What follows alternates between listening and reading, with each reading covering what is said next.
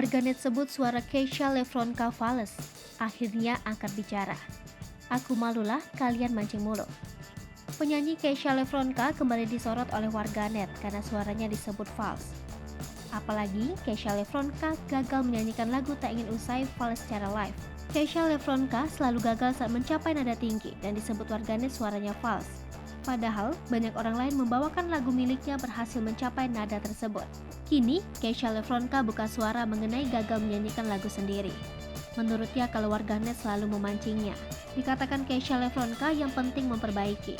Keisha Lefronka berterima kasih pada warganet memberi saran dan kritik. Komentar beragam pun menghampiri Instagram @rumpi_gosip.